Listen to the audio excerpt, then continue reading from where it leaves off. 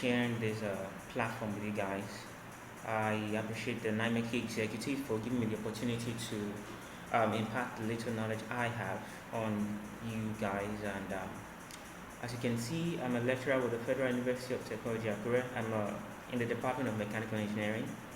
And yeah, we do a lot of cool stuff. I can't start talking about that now. But then, today's technical session is going to be centered on control systems and applications. I actually have a slide. We're going to be teaching from the slide. I'm going to put you through the fundamental idea behind the theory of control systems, and then from there we're going to move on to playing with a couple of problems in MATLAB.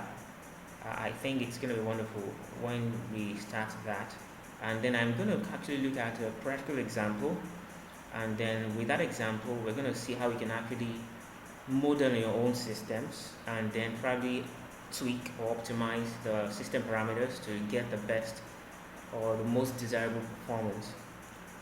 So let's get started. You're welcome.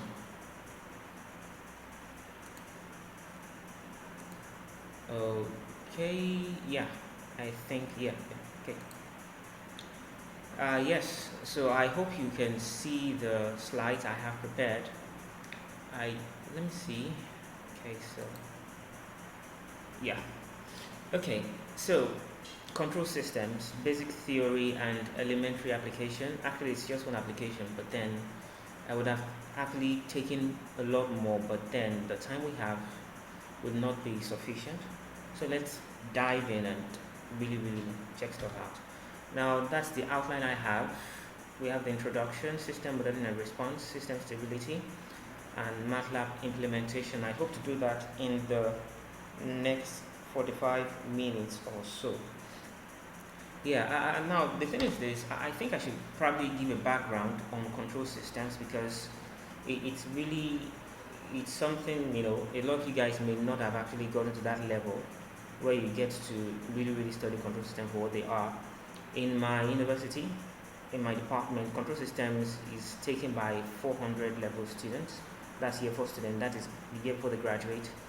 And I don't know how it works in your own school or probably where you do your stuff, but the general idea is that you have an assemblage of components that perform a specific task. That's the fundamental idea of a system. But then when we talk about system in engineering, it does way more. I don't really want to go straight into the theory. I just want to give an idea of the application, the possible applications. Now, the first thing that comes to mind for an average student, is how a plane, how a complicated device, silicon, that machine, it can do stuff all by itself. Now, the general idea is this: they are do all sorts of maneuvers. Now, how does the machine, now don't forget we're talking about the aircraft, how does it, take in all of that input, and then how does it maintain its attitude? I did a little bit of stuff in aerodynamics.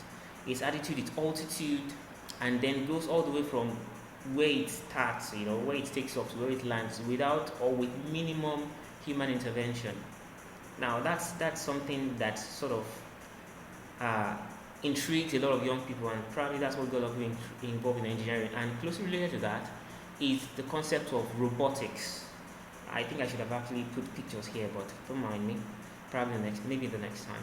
Now, another thing is robotics. You have a robot, something that is able to interact with the environment. It takes in input, sensory information, it processes the information or the data, and then makes decision based on the process or the information it extracts from the data it took in. Now, that's just another elementary illustration of a system.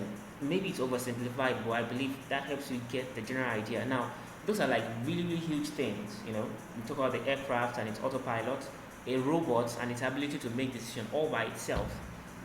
You get the point? Now, those are like really, large scale or bigger systems. But did you know that something as simple as your toilet flushing mechanism is also, in the manner of speaking, a system? Okay, so I'm not going to probably waste too much time on that, but then you're going to probably see the reason why this is called a system in the engineering sense of the word. Okay, so let me move on to the definition. Okay, introduction definition. Now, I've decided to compartmentalize the definition into three major concepts. Now, the first thing about a system in the engineering sense of the word, even in the biological sense of the word, okay, is the fact that it has a number of multiple elements arranged. Okay, an arrangement or a collection of multiple elements. Now, that's the first, what's it called now? The first criteria. And the second criteria is the fact that these elements or these entities that make up a system are connected. Now, when we say connected, in other words, they have a sense of sharing, they have the means for sharing information, for sharing resources. Okay? Despite the fact that each component or each element has its own function, it does not really matter what each does. What really does matter is the fact that they share information, and there's a level of dependency based on the fact that they share information. Okay? Now, let's look at our, let me see now. Even your body, for example, I was talking about the fact that a system is not just an engineering concept. It actually, it pervades human society and even the physical world. And yes, we talk about physical elements. The body systems, for example, your digestive system, your respiratory system, your excretory system, you know, when we did biology back in the day, we talk about the organization of life. I'll talk about cell, from cell to tissue, from tissue, we have organ and a collection of organs working towards a specific goal, is what we call a system. So we have a similar idea when it comes to engineering, and I hope that helps you understand the concept better. And lastly, in the line of criteria, is the fact that these are able to control whether their own selves or another system. Now, this is a very important thing. We'll be familiar with the first two concepts, the arrangement of physical elements, the connection, the fact that they share information. But what makes a system a control system, and that is where it's that's where the domicile knowledge is for engineering, is the fact that it's able to control either itself or other subsystems or other systems. You get the idea? So as to proceed, I believe you're going to get, I'm going to show you some other illustrations that help you understand this concept better, and then, yes, you get the idea of what I'm trying to say. So I hope that's sort of, what's it called now? That sort of help you understand the general idea behind control systems. Mind you, I didn't give you an official definition because I do not intend this to be some official lecture in that manner of, speaking. I really prefer that you learn things like I give you the general idea, and then I expect that you do more research and then use what I've given you to be the foundation for building more complex concepts in your mind, and then practice. That's of course very important. Without much ado, I'm gonna be a little bit fast.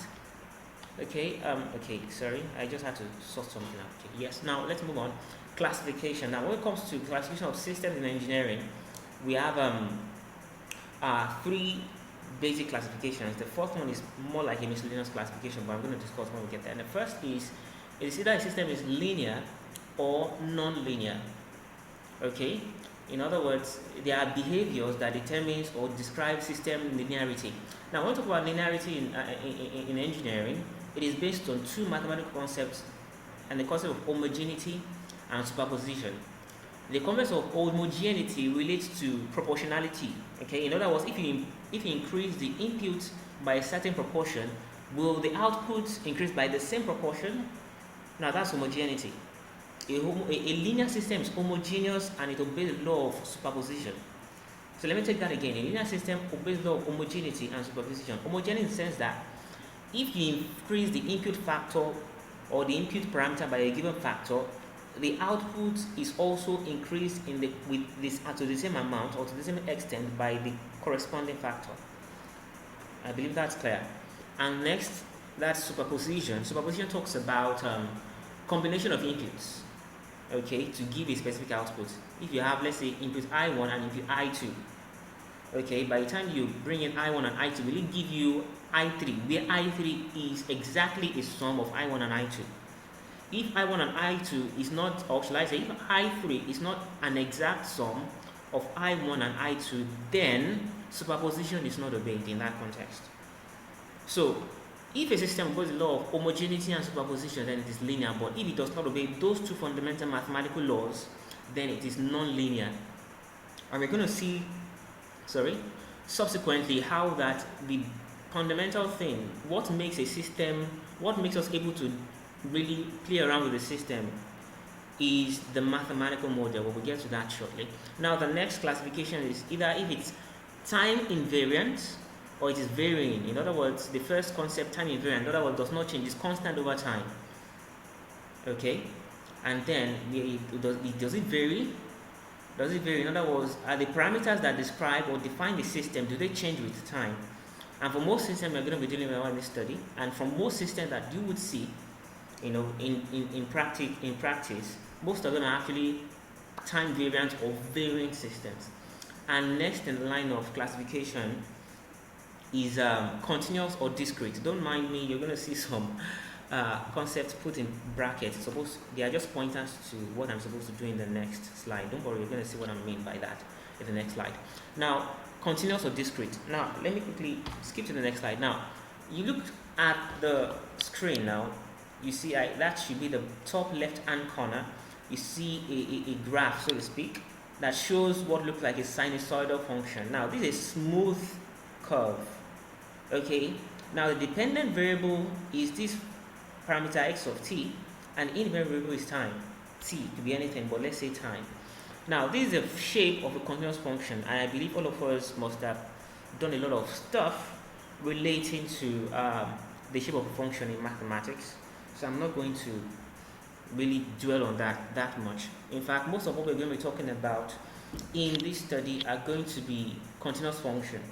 Now, there is no discontinuity along the line, or along as the dependent variable varies with the independent variable. There is no discontinuity, and it is smooth, as you can see from here.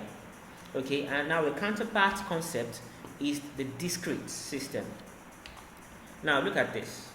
The top right hand corner, you're going to see that the variables are different, and then you see that there is what appears to be like pulses that are instantaneous pulses at different at fixed intervals along the horizontal axis, that is the n-axis.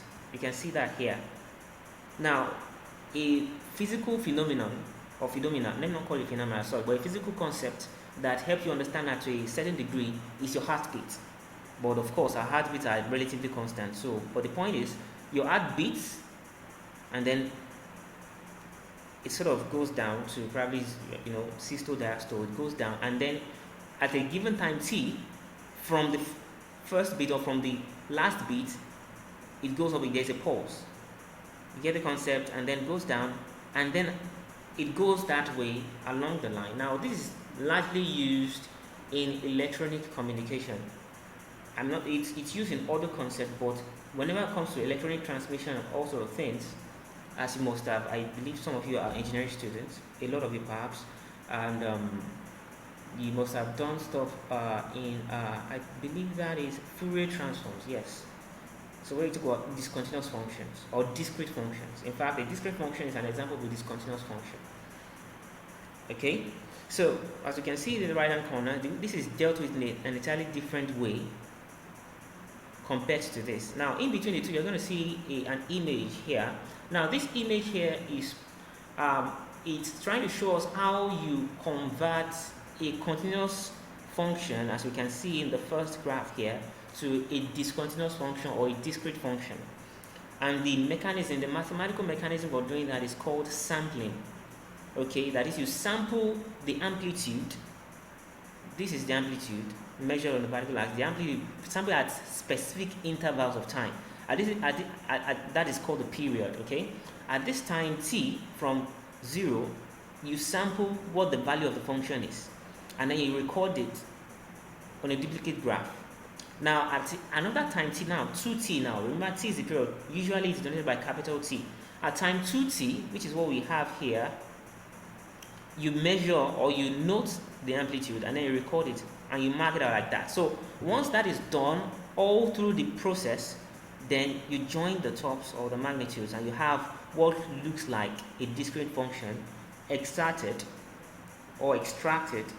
from a continuous function. I hope that's clear. Now, lastly, I say there's a classification based on number of inputs, and then we have a couple of acronyms here: MIMO, what I call MIMO, CISO, MISO, SIMO. Basically, MIMO is multi-input, multi-output. SISO is single input, single output. MISO talks about multi-input, single output. And SIMO, that's the last one, single input, multiple output. And that's probably what I was trying to depict here. That's what I'm trying to depict. This is not an accurate depiction, please note. This is not an accurate depiction. This is just like a conceptual image to give you an idea of what I'm trying to talk about. As you can see here, we have multiple inputs coming into the summing junction, and from this summing junction you have a single output. But then the process is usually way more complicated than this. Please take note of that. I'm going to show you other stuff as we go that accurately depicts what a multi-input, single input, single output system looks like. So next, we're going to talk about two major concepts, okay, in control systems. Okay, now we have or what I call types. Now we have open loop control systems and closed loop control systems. Okay, before I talk about the comparison, let me go a step ahead and describe these two. Now, in an open loop control system, there is no direct communication. When I say communication, in other words, there is no direct link, okay, between the input and the output. The output does not depend on the inputs in any way, apart from the fact that an input goes into what you call a controller, and then the controller controls the process, and we have an output. But fundamentally, this is the anatomy of a control system. Okay, I think I should even talk about that before I relate the concept of open loops and control and closed loop control systems. Now, you see here, let me do that in a couple of seconds. We have an input. Now, when you're representing a system, there have to be at least 4 components. Now, the two primary components are the input and the output. I don't think I need to explain that to an extent. And then the auxiliary component, not auxiliary in that sense, but should I say subordinate in order of importance, is the controller. Now the point is this: there will be nothing to control if you don't have an input, and that's why I said that this is more like an auxiliary, it's subordinate to the input. Okay, there is an input coming into a controller. Now the point or the fundamental idea behind having a controller is that it determines how the input affects a process. Okay, now let's say for example you are cooking, you have a gas cooker. Now let me use that to explain this. Now the inputs would be the heat. Is that all right? Okay, now this is a very elementary description. It is not scientific, it's not engineering, it's not accurate in the engineering sense of the word. The input is the heat. You have what you call like that level adjuster. Okay, that will be your controller. Now, what's the process you're controlling? Cooking. That is the temperature of the food inside a pot. And the output is a cooked food. That is a food that has been that heat has been applied to a certain extent, such that it changes the form of the raw material. Right? I don't know if that really explains the concept. So that is the fundamental anatomy of a typical control system. We have an input, we have an output. But in between the input and output, you have a control process, and we have a controller that determines how the input is manipulated. Let me use that word within the process. Is that alright? And I have here an example of something like that. You have an electric motor being a control process, and then we have an electric energy coming in and then output. Now you see it. Obviously, the controller is missing here. And the controller, in this sense, could be a rheostat or a gear. Do you get the idea? A gear could be used to control how... oh, no, not a gear. Let me say a rheostat, because a gear does not exactly interact directly with electrical energy. But then, a gear can actually come in here somewhere in the process itself. But we could actually have a rheostat in between the electrical energy coming in and the electrical motor itself. Okay, now by the time you adjust the resistance of the coils and other components within the electric motor, it determines how much mechanical energy you get out of the system. I believe that is clear. The input, the output, the controller, and the control process. That is very important. But then you will see here also that here, that is the bottom image here, the bottom figure. You see there is an extra element added to the control system. In fact, 2 extra elements. And mind you, before I talk about that, they are what you have arrows. Now the arrows show the direction of flow of signals. That is very important in control systems. Something like a control system in this sense is analogous to a vector quantity. It has both magnitude and direction. Arrows are important because they show the direction of flow of signals and how each component interact with other components, how the controller, for example, interact with the control process. You get the idea? Now let me move on to the closed loop system, and this is the block diagram for a closed loop system. We have an input. Now you see here, now there's an extra word attached to the concept. That is the reference input. Okay, wow, I think I need to move faster because of time. Now there's a reference input and a control output. Now why is that? Now the thing is this: you are trying to compare the output with an input, and what makes that possible is what you call a feedback loop. A feedback loop, which is what you see here, going from the output to this circular element here that you call a comparator. Now the comparator compares the reference input, that is the input that you desire, with the output that you get. It compares them, and then if there is a discrepancy, it sends the information, or should I say it senses the error rather. The error it senses is sent to the controller, and that will determine, okay, should I increase this, should I decrease that? Now you see here that you have 2 signs, a negative sign, a positive sign. You have a negative feedback loop and a positive feedback loop. In a negative feedback loop, you are trying to subtract. You have excess elements, okay? You have excess elements, and you are trying to subtract, and then the information is sent as an error signal here to your controller.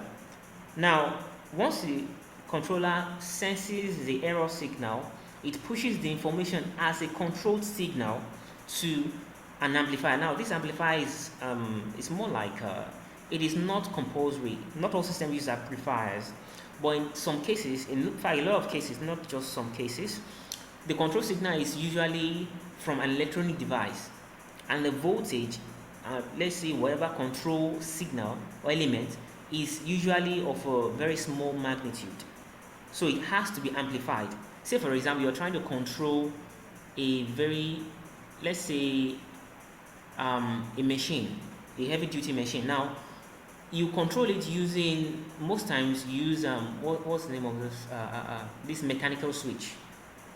Okay, you control it using mechanical switches. Okay, and they are very, very small. Now you have to amplify the mechanical signal so that you can drive a motor. Okay, those mechanical switches are called relays.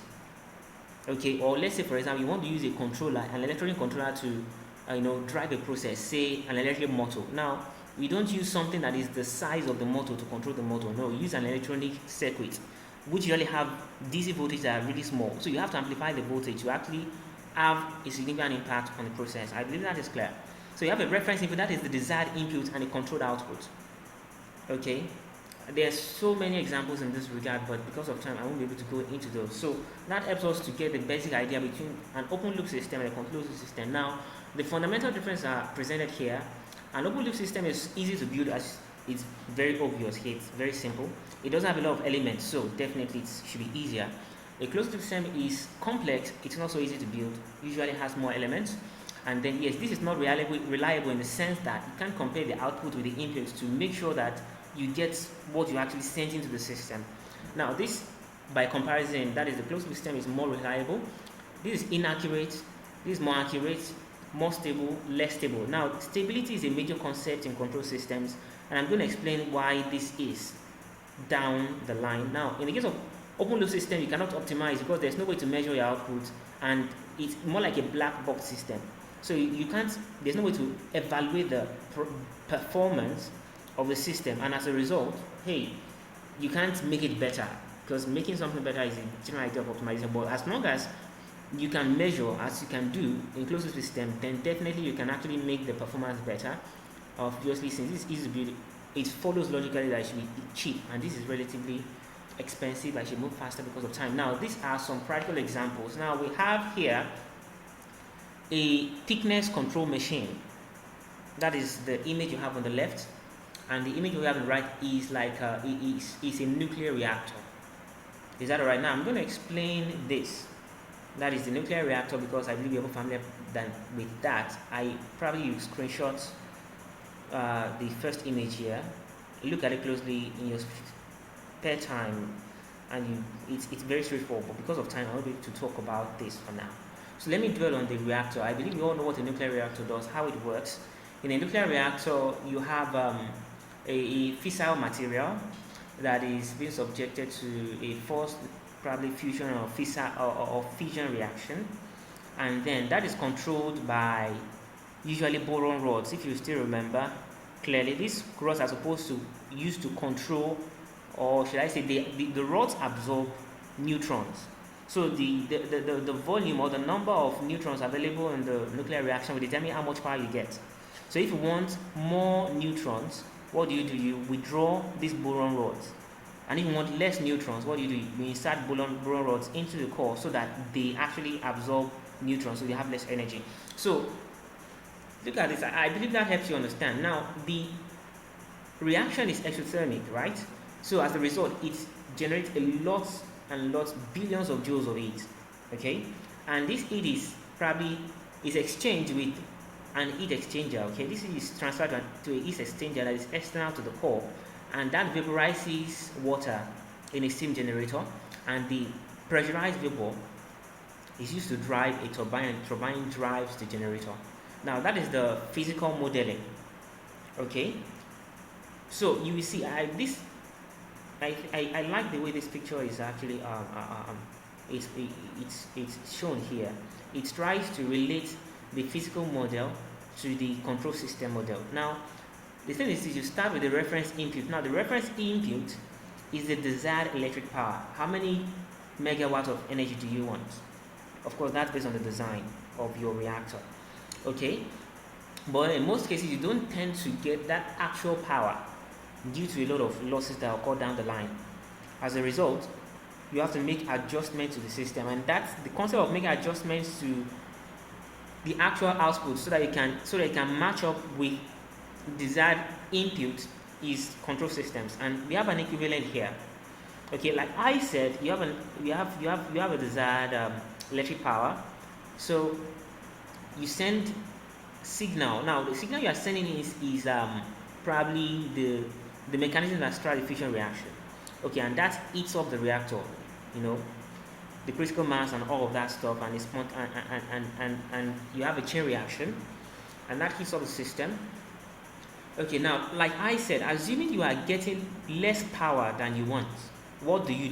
It means you have too much boron rods in the system.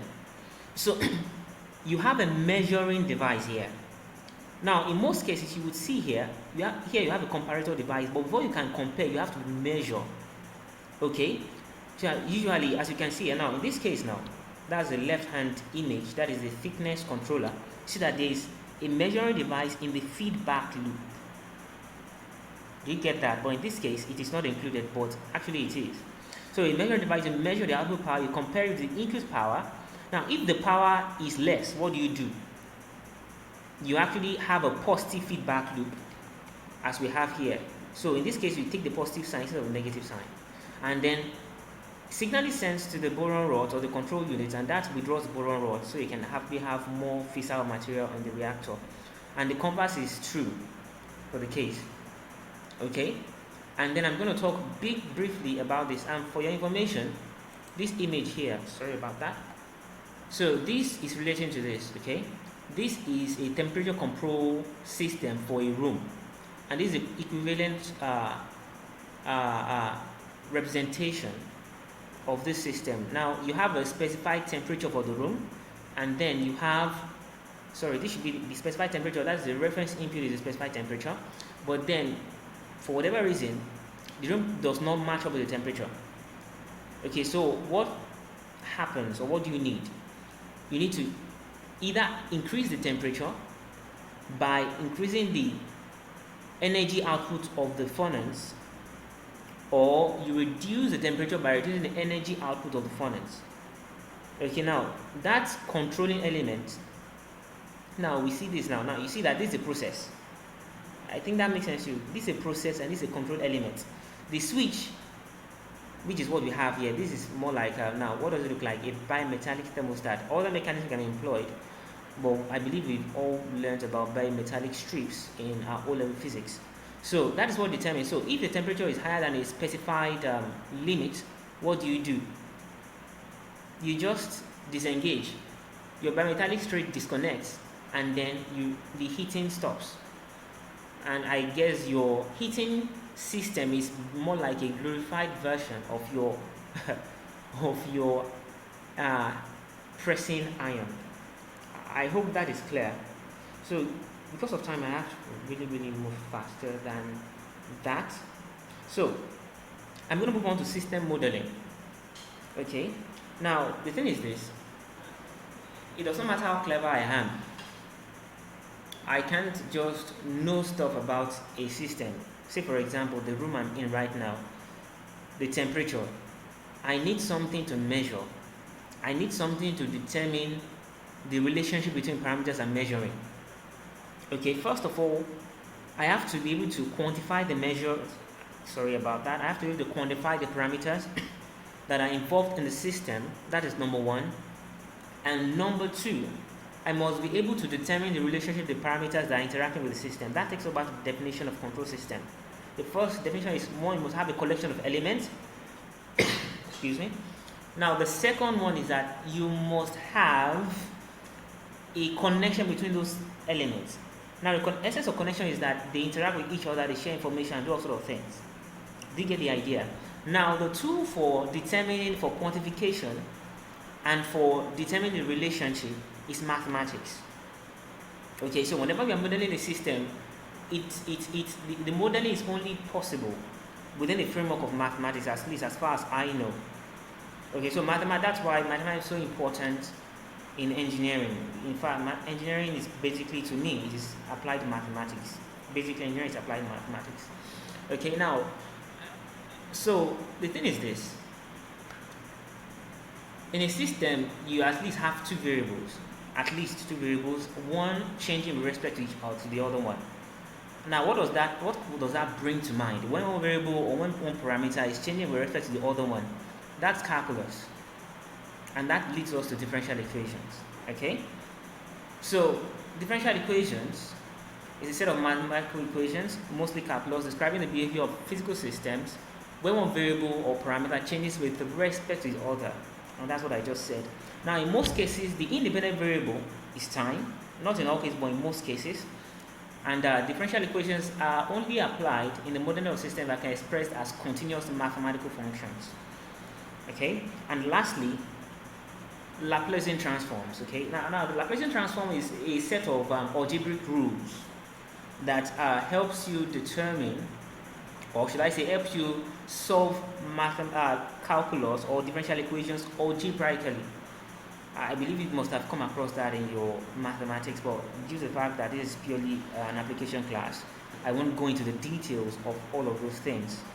I hope that is clear. Now, this is a general idea, and here I have a set of differential equations. Okay, and as you would see here, all these differential equations are linear. Okay, linearity. Now, in the sense of differential equations, linearity is based on the order. Now, there's a progressive reduction of order from the maximum, let's say n, to n minus 1, to n minus 2, up to 0. Now, assuming that one of these, assuming you go from d4y dx raised to power 4, you go straight to d2y dx squared, that is non-linear. I hope you're clear. But for what we're going to be doing in this study, it's going to be generally related to linear systems or linear functions. Okay, now there are actually methodologies for dealing with non-linear systems. Okay, but then that's not going to be focused on our study. And then there's another tool, or there's another technique used. They call it linearization. In other words, if you have a non-linear system, there are tools that you can actually use to at least approximate it so that it looks linear, and then you can apply the principle of linear systems. to solve them. Okay, now that is the first set of modeling, and most of what we're going to be talking about in this study is going to be based on differential equations, as opposed to what we have on the screen at the moment, difference equations. Now, difference equation is used to model discrete systems, and instead of using the Laplace transforms, it uses Z transforms. Okay, but like I said earlier, for this study, I won't be talking about difference equation. I just want to introduce the concept so that you would, be aware of it, and should you get the chance, you can actually go through it. I think it's a perfect time to learn new stuff, so you can actually check out Z transforms and difference equations. But for the purpose of this study, we're going to be focusing on differential equations. So whip out your engineering mathematical textbooks and let's play around a little. Now, another thing about modeling is this. You would have noticed how, now look at this. Now, I mentioned the fact that there is a physical model and then there is a control system model. Now, you call this a block diagram. We can see my mouse. Okay, now my mouse is here, bottom right hand corner. Now, that is a control system representation, okay, or a block diagram representation. Do you get the idea? Now, this is a physical model, but this is a control system model, so to speak. Okay, and then this type of control system model is called a block diagram. As you can see, it shows different blocks that represent different components of systems, and then there are arrows going from one block to the other, showing how they exchange information, how they interact with each other. Okay, now, and that's what you have on the left hand side. That's the top left hand corner. Now you will see that this is a little bit complex. Okay, but that's how interesting your control system can get. And mind you, this is a single input, single output system. This is very clear. Now, this is the first methodology for representing control systems. And then we have another methodology called the signal flow graph. Now, this is a signal flow graph. Okay, now you see that here, instead of having boxes, you have your boxes are represented by these lines. Okay, and these points sorry about that. And then these points, okay, the signals are represented by nodes. Don't forget, I told you these lines are called signal lines. Okay, and these boxes, they can be called transfer functions. I'm going to get to that shortly. Okay, so when you're going from the block diagram to the signal flow graph, the basic idea is represented by what you have in the middle here. Now, look at this system. You have a reference input, an error signal, a controlled output, we have a forward path gain, we have a feedback path gain, and then here we have a feedback signal. Are we clear? Now, looking at all of this, how do you represent this? Now, the conversion of this is what you have here. Notice that the signal is converted to a node. R of S here, okay, my mouse went a wall. This R of S becomes a signal here. The error signal here becomes another node here. And the controlled signal comes here. Do you get it down? And finally, the feedback signal comes here. Now, you're going to notice another thing here, but let me just mention it briefly. These are expressed in terms of a variable S instead of T. I'm going to get to that shortly. Okay, good. That's the next slide, but I just wanted to be sure. So, we see here, we have a reference input, the signal lines becomes nodes, and the boxes, which are probably processes, the controllers, the amplifiers, or the measuring devices, they become the signal lines. Now, there are actually instances that it is easier to model your system as a signal flow graph rather than a feedback loop. They are actually systems. Now, this may be more explicit, but this is more useful down the line. And it's a result of the fact that it is easy for you to do a lot of, you can get the overall system transfer function. Now, look at this. Now, there's a concept called a transfer function, and that's when you try to reduce all of this as it is. Now, this is a feedback loop. We try to reduce a single forward path gain. That is something like this. In other words, if I try to reduce something, okay, let me go back a little to point out. Yeah, look at this. Now, instead of what I have here, I can reduce something that, this is a closed loop transfer function, closed loop. I can convert it to an open loop. Now, the transfer function I have in an open loop is called an open loop transfer function. I think I shouldn't talk about transfer function here because of understanding. I'm going to skip that for now. I'm going to get to that later in the slides. But when it comes to conceptually modeling a control system, we have the block diagram and we have the signal flow graph. Now, a block diagram can be reduced, like I said, this whole thing as it is now can be reduced just this singular figure here. And these are the processes. Because of time, we can't really go into all this. Okay, but I really hope you guys get to pick up the textbook after this and refresh your memory. Okay, you will see here that there are different, there's so many rules. I have to reduce this, so give me a single line, and I have to reduce this, I get a single line. Then what I have, I combine these two, I then reduce this, and then I combine the whole thing. Now, this can be very cumbersome when it comes to resolution. This can be very cumbersome to resolve, and that is why a lot of modelers, they resort to the basic flow graph. Now, you only have to know the formula and be able to deconstruct this in your head, and then in a single formula you can actually solve the whole thing rather than going through several processes of reduction. And that's why in some cases, not all cases, but in some cases, this is preferred.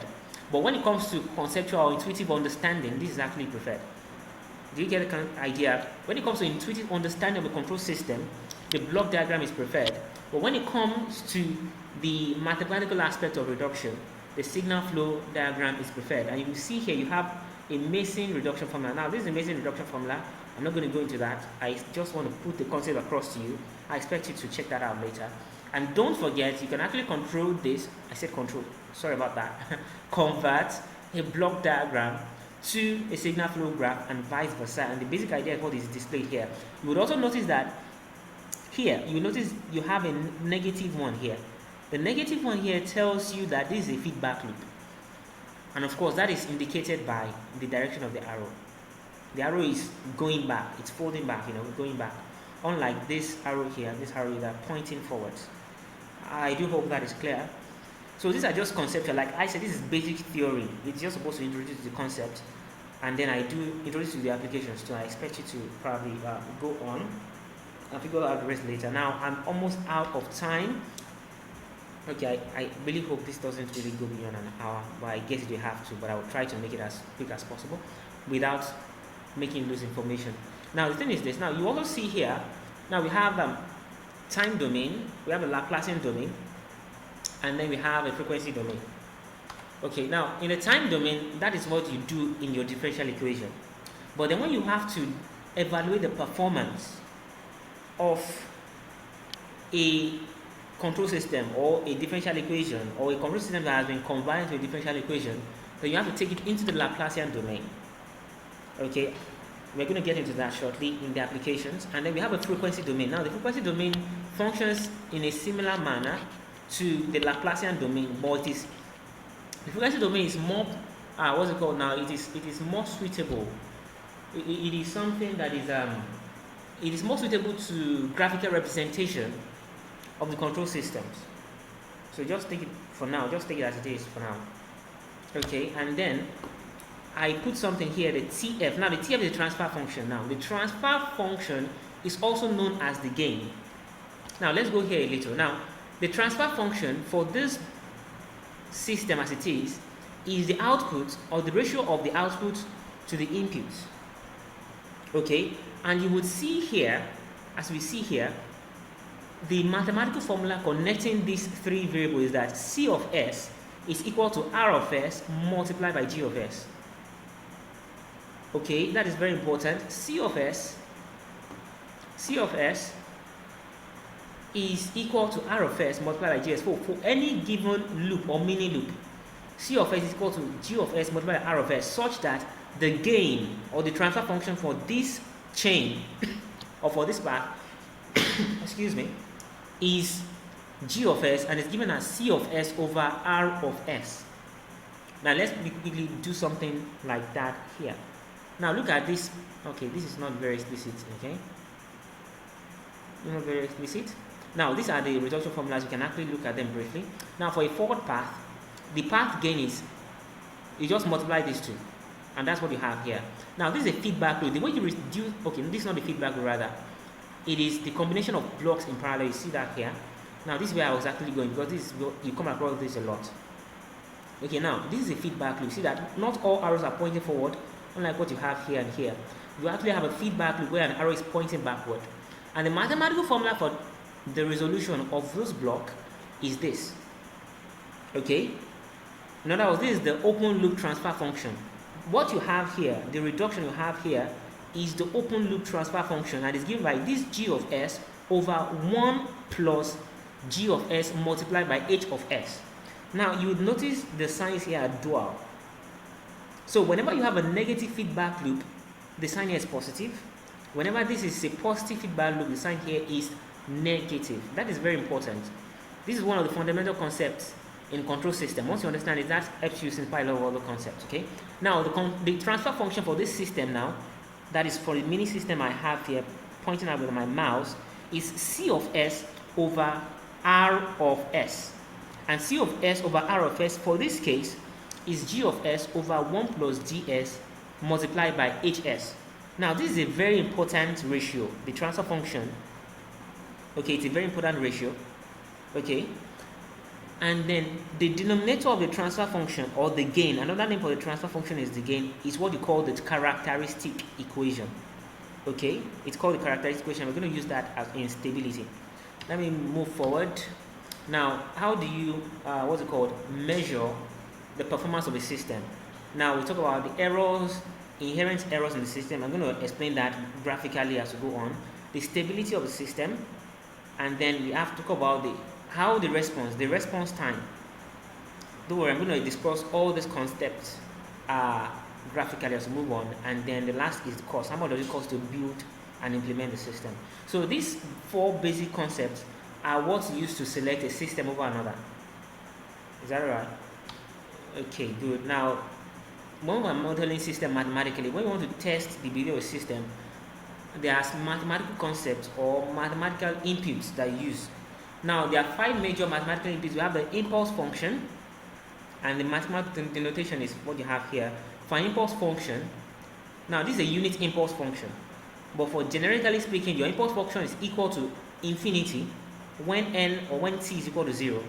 But when t is not equal to 0, when n is not equal to 0, it is 0. In other words, it only occurs instantaneously, and it almost immediately goes back to 0 for other times. Now, this is 1 here because it's the unit impulse function, but for a generalized impulse function, it's supposed to be infinity. Is that clear? And now we have the stepped inputs. Now, for a stepped input, this value could be anything 1, 2, 3, 4. You see what I have here? For a given interval, it is 0, but then for another given interval, usually the period, it is a constant value, say k.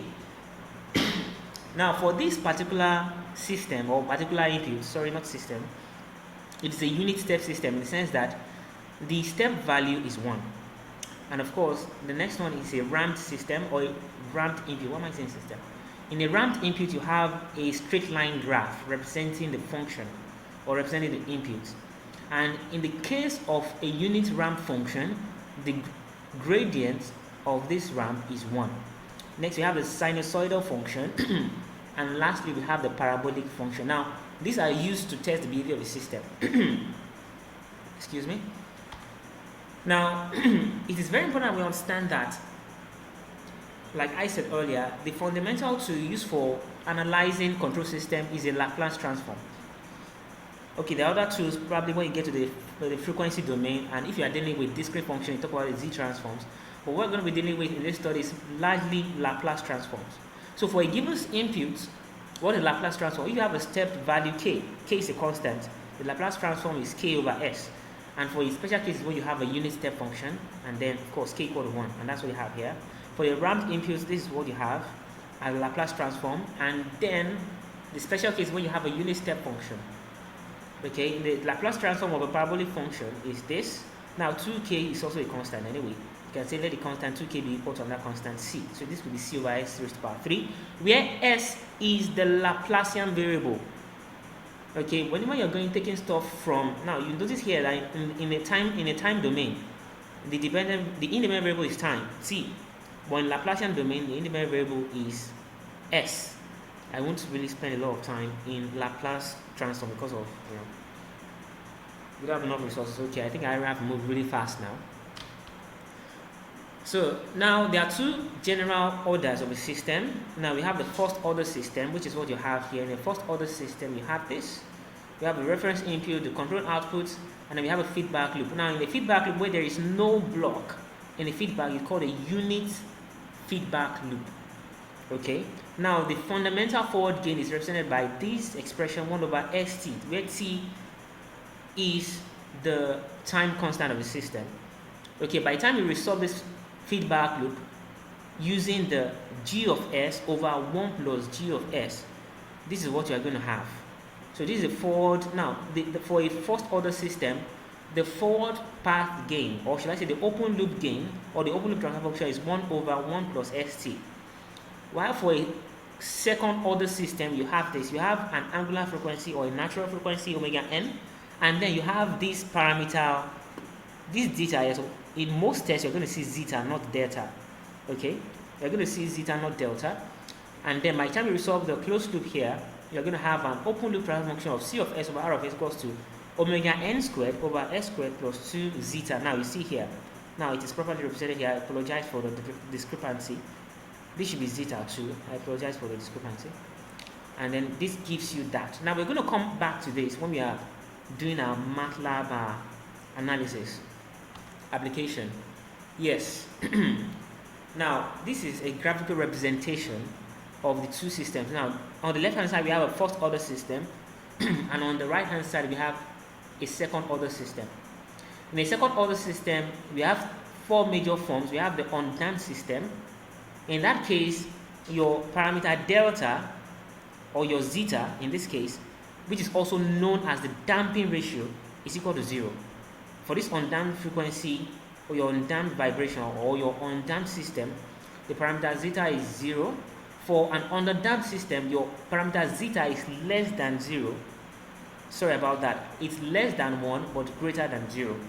Now, in a critically damped system, your parameter zeta is equal to 1. And in that case, the system goes from its response almost instantaneously. Now, your critically damped system has a fastest response. Okay, comparatively, relatively speaking, of course. And in an overdamped system, your parameter zeta, which is the damping ratio or the damping factor, is greater than 1.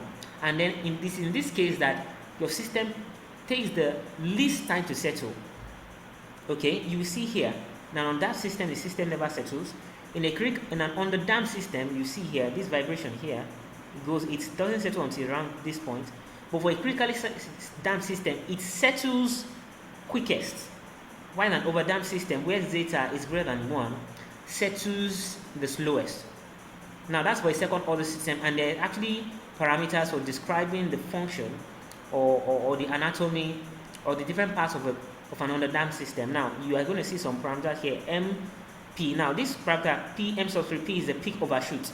Now note, this system, this is a response. This sinusoidal function, this damped sinusoidal function, is a response, while the horizontal line of 1 is a stepped input. Excuse me. Horizontal line of 1 is a stepped input. This is the stepped input. Okay.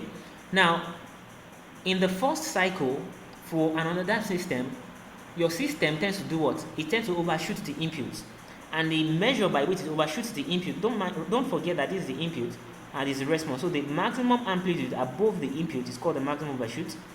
And then we have the delay time. The delay time is how do I put it now? Is the time taken for your response to reach 50% of the input. This is the input, and this is the 50% of the input. So trace that to the curve, to the response, and take it down.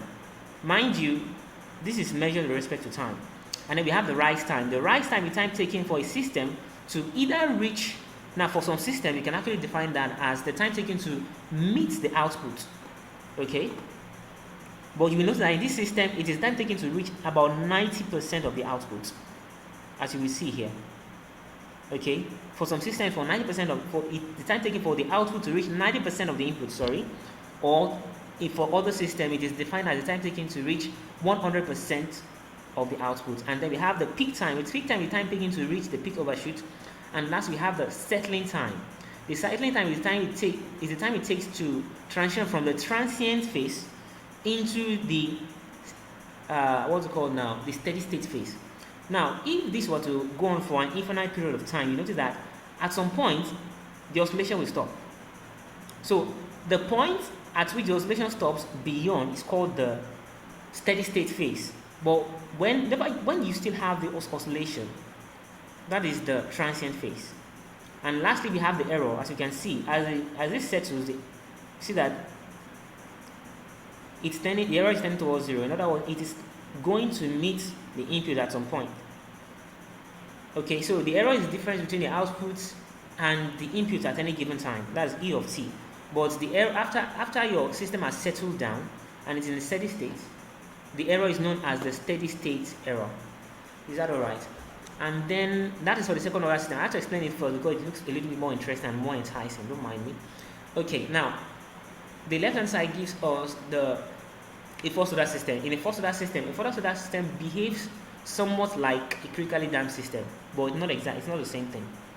Okay, mind you, a first order system does not have the same thing. Only have a time constant. It does not have an angular frequency. It does not oscillate, and it does not have a damping ratio, as you can see here.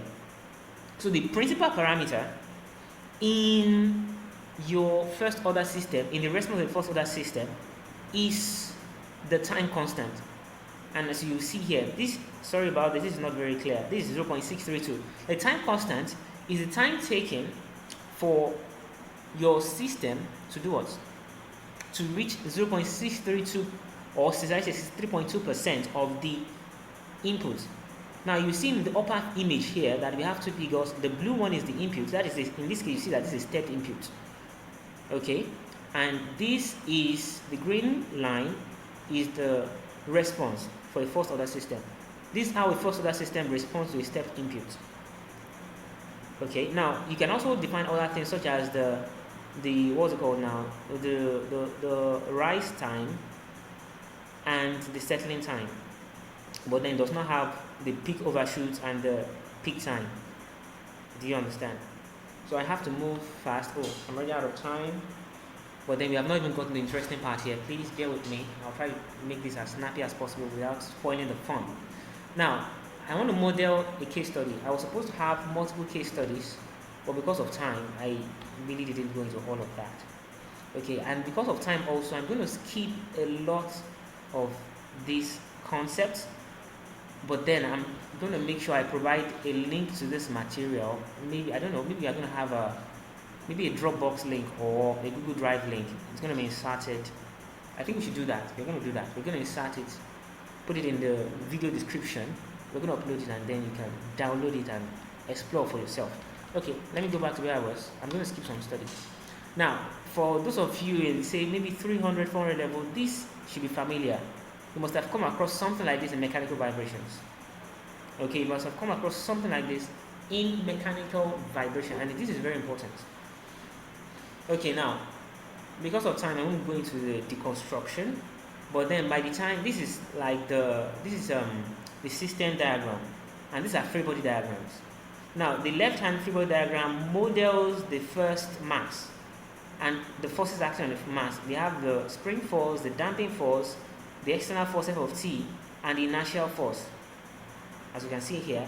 Now, for the right-hand side, that is the mass M2, the forces acting and the spring force connecting it to M1, which is what we have here, the damping force connected to M1, which is what we have here, and then K2, which is a spring force connecting M2 to the fixture here, and then we have the inertial force, and then we have the damping force due to this damper B2. Now B2, K2, K1, B1 are all constant. M1 is a constant, M2 is a constant, and F of t can also be, it can be any kind of constant, can be any type, can be a step force. You can have a step force, you can have an impulse force, you can actually have a sinusoidal function of force too. There are several possibilities you have here. Okay, now when these are modeled, you can extract the force equations here. Now this is the force equation or the equilibrium equation for mass M1. Okay, and by the time we take the Laplacian transform of each of these parameters, what do we have? And we rearrange, we're going to have this. Don't worry, I like I said, I'm going to talk to the leaders of your of 9 key, and probably they're going to make this available so you can actually play around with it.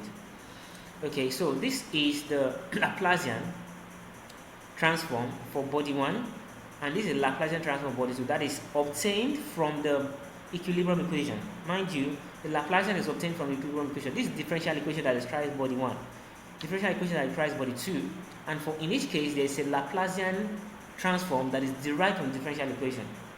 Okay, and that is what you have. Now you can put this into a system of equations as you have here as a matrix. Remember, you have variables x1 and x2. As you can see here, x1, x2, x1, x2. Yes, this x1, x2. And it's easy for you to transpose the two, and you have what you have here is going to be a matrix. Does that make sense to you? This becomes a matrix. And then depending on the parameters you want to model. Now, in most cases, or in a lot of cases, when you have this mass, you want to model. Oh, I'm sorry about that. I should have indicated x1 as the displacement of m1 and x2 as this x1 as the displacement of m1 and x2 as the displacement of m2. I'm sorry, I didn't indicate that, but please take note of that. Okay. So usually you want to see, okay, what is the stability or the response?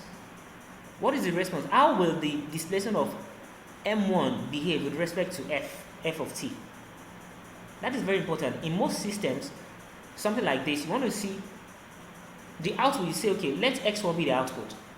How does x1 now? Don't forget that x1 displacement of m1 that can be considered as an output. So in that case, you want to model the output being x1 or the displacement of m1 with respect to the inputs. Now the input to this system is the force f of t, and the output, one of the outputs, by the way, is displacement of mass 1. Now I can say, okay, you know what, I'm not interested in mass 1, I'm interested in mass 2.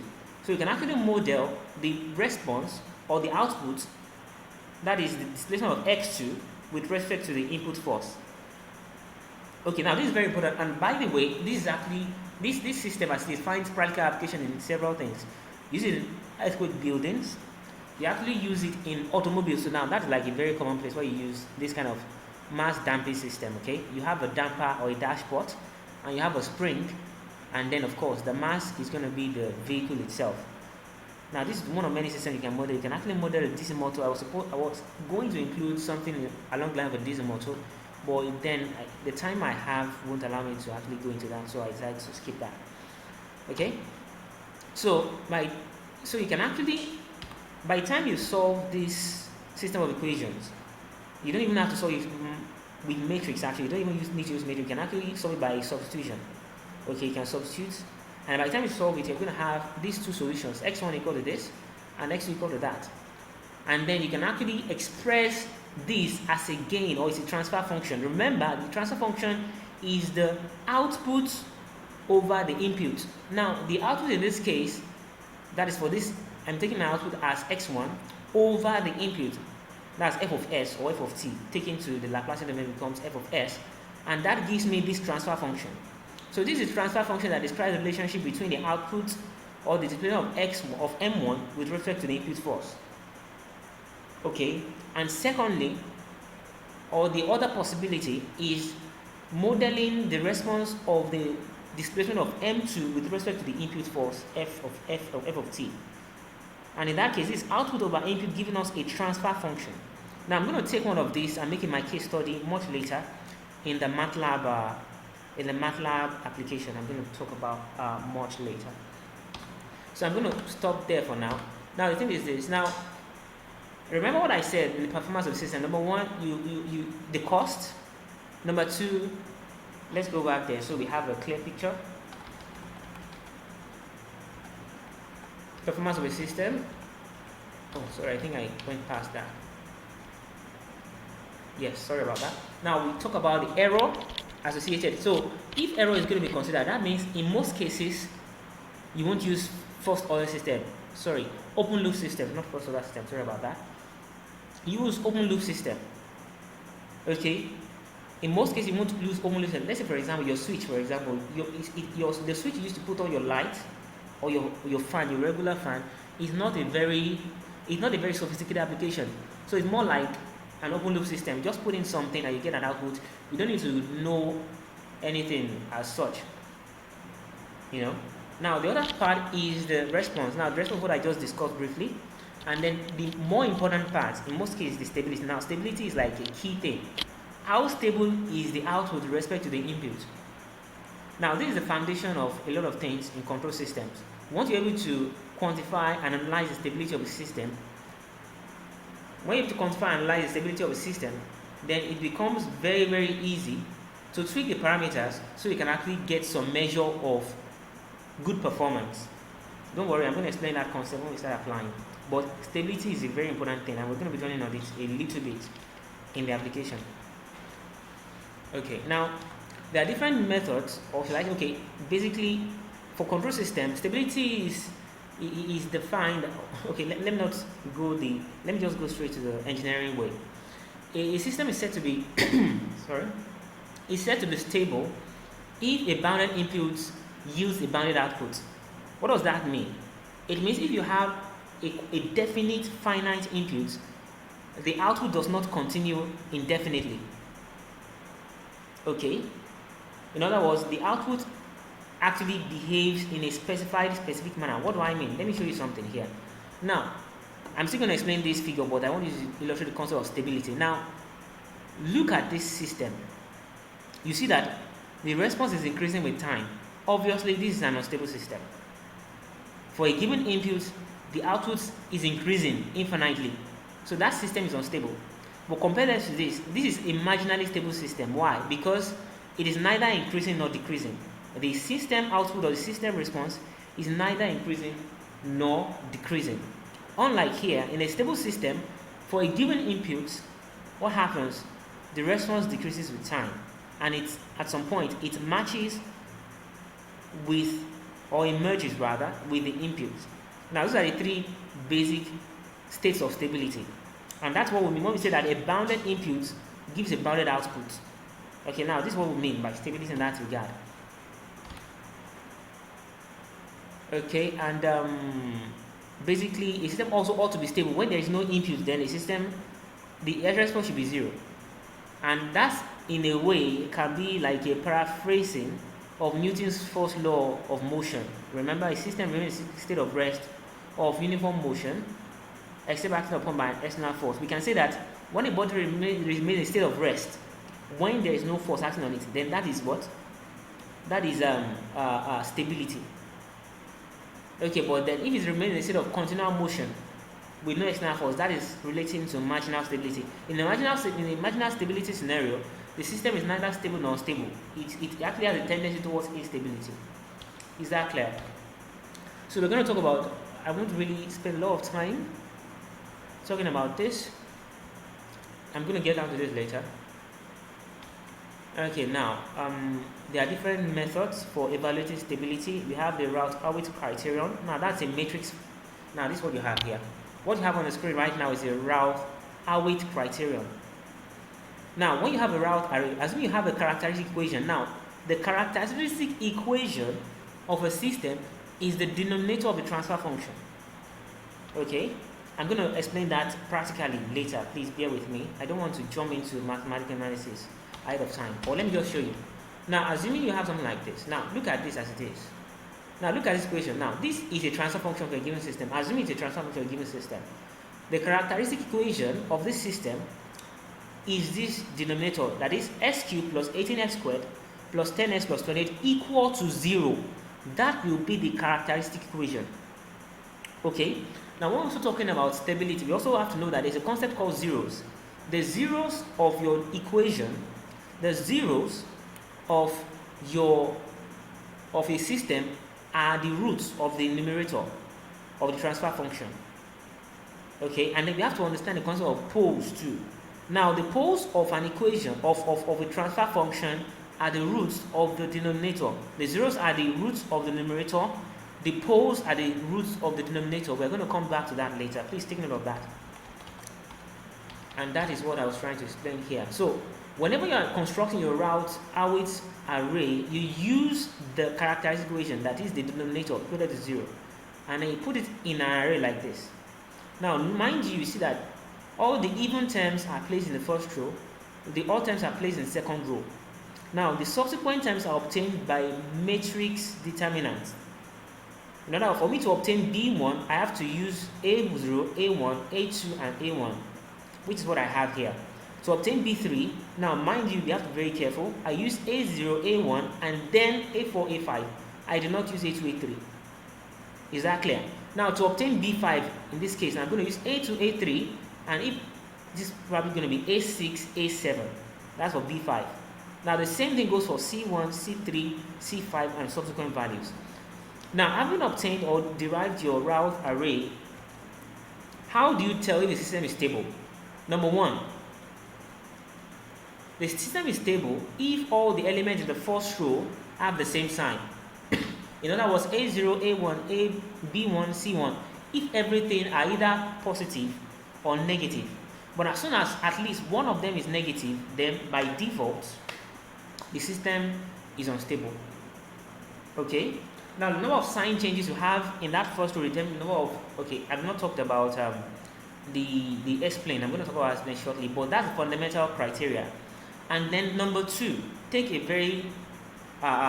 note of this. It's very important to take note of this. Now, if your characteristic equation is non-linear, that is, if any of the denominators is absent, then your system is automatically unstable. What do I mean? Let me go back to this equation I showed you. Now, looking at this, we can say this is assuming that one of these is missing. And in other words, assuming we go from x cubed straight to s, and this s squared term, the equation of s squared is 0.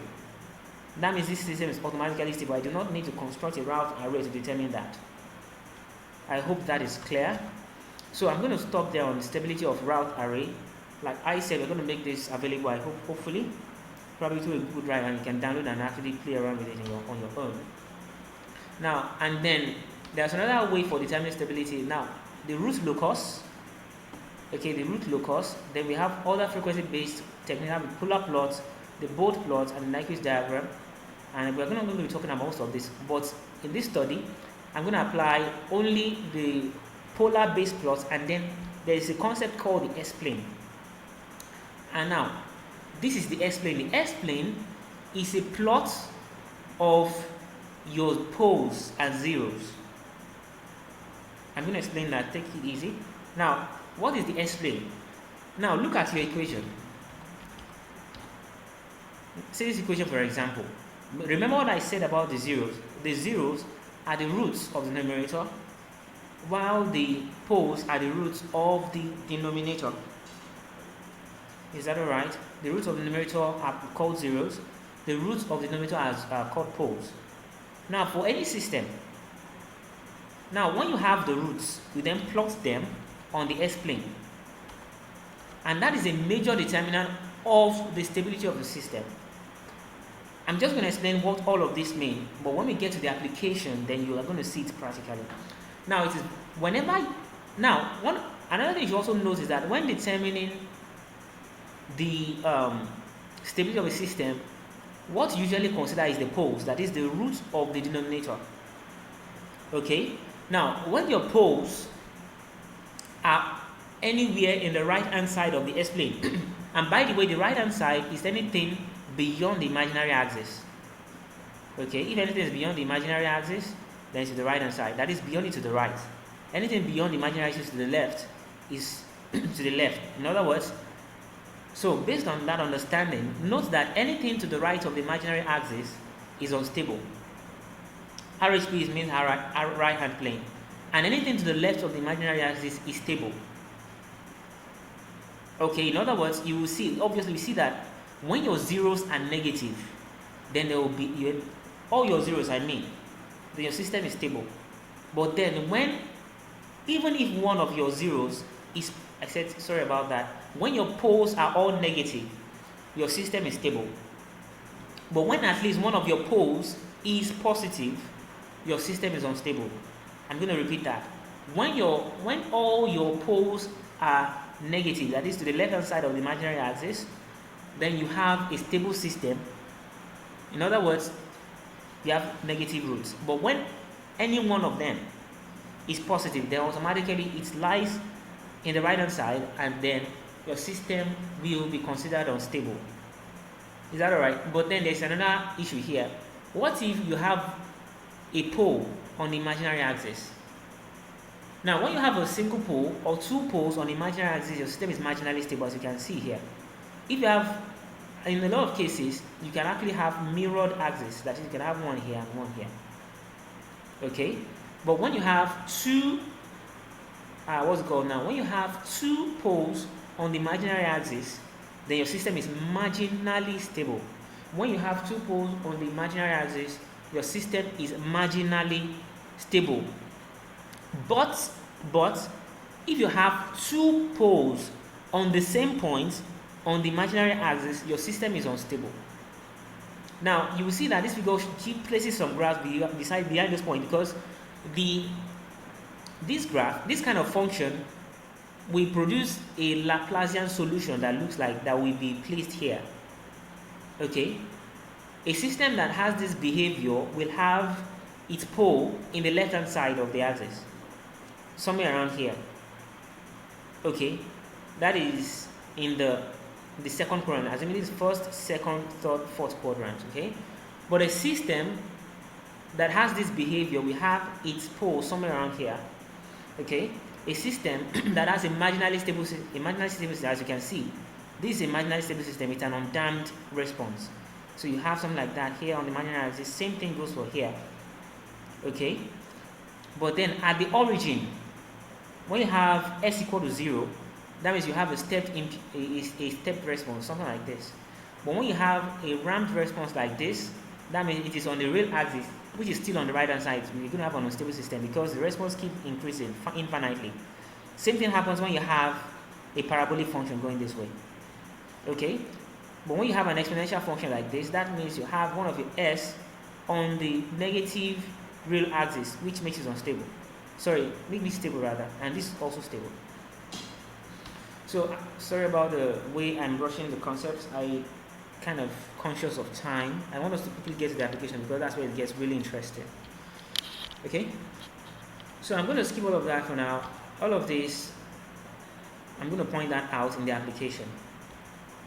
Now let's go on to some really interesting stuff. Now let's say you want to play around. You have a transfer function, you have a system, and let me just quickly scroll through the case studies you have to do. Like we have about 5 slides of this. 1, 2, 3. Yeah, this is a practical application 4 and 5. Now this last one is like trying to apply the concept of the mass damping system like we had in the case study.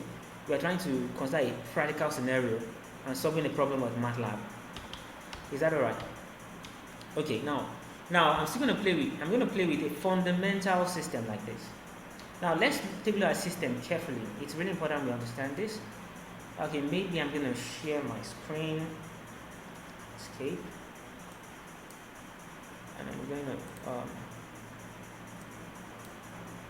okay, let me make sure I'm still recording. Oh, good. We're still recording. 1 hour gone. Wow.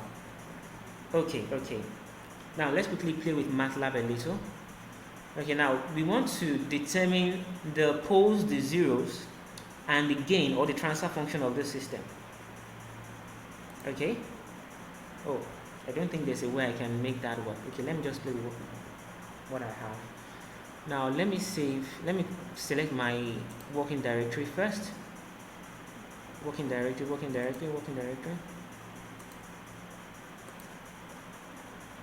Or let me not waste time. Let me just go straight to what I have to do. Okay? Okay, now look at this. See, you have this g of s, or the Openloop transfer function given here. Highlighting this with my mouse. Okay, and you want to determine the poles, the zeros, okay, and the gain of the system.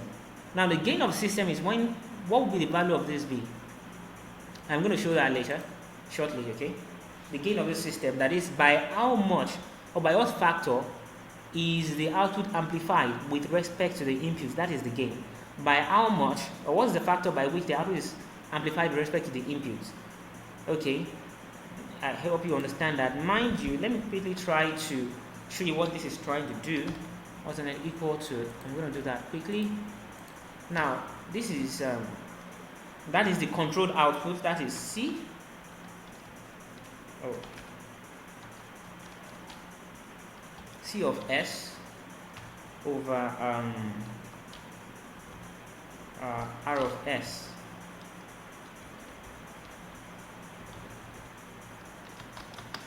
So I hope that is clear. So this is the open transfer function for a system. Now this shows you that a system has been reduced to this. Okay, so this is the transfer function of gain. So coming system, sorry about that. System transfer function or gain. Oh, come on. Sorry about that. Or gain. So that is what that is. Okay, and this is just elementary level. I'm going to take it, I'm going to go more advanced as we proceed.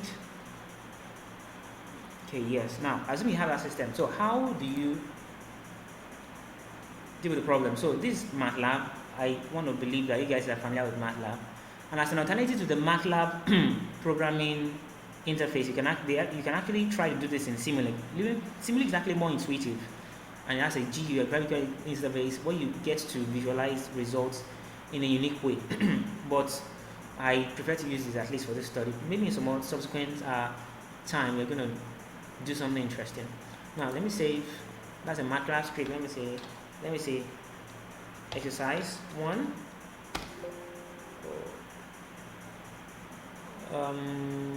Yes, okay, let me just put it here because of time. Oh, come on. Okay, documents. Okay, I think I have a MATLAB. Okay, now let me see it here. Good. Now the first thing, I have a numerator and denominator, and I'm trying to obtain the poles, the zeros, and the gain from this. Now first of all, I'm going to define the numerator as, now how do I define the numerator?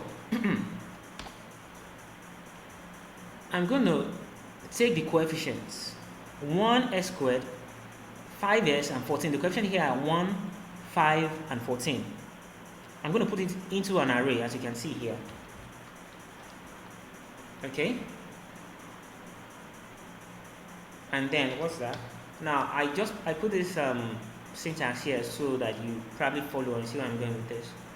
Okay, 1, make sure there is space, 5 space, 14. Now I've defined the numerator. Now MATLAB sees this as 1s squared, 5s, 14.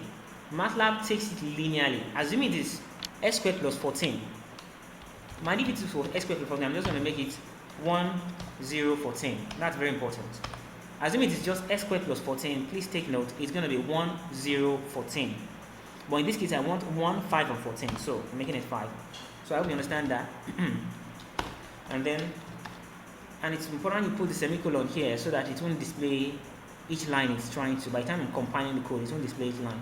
So the denominator, what are the coefficients? I have 1s cubed, 18s squared, 10s, and 28. So I'm going to define that also as an array.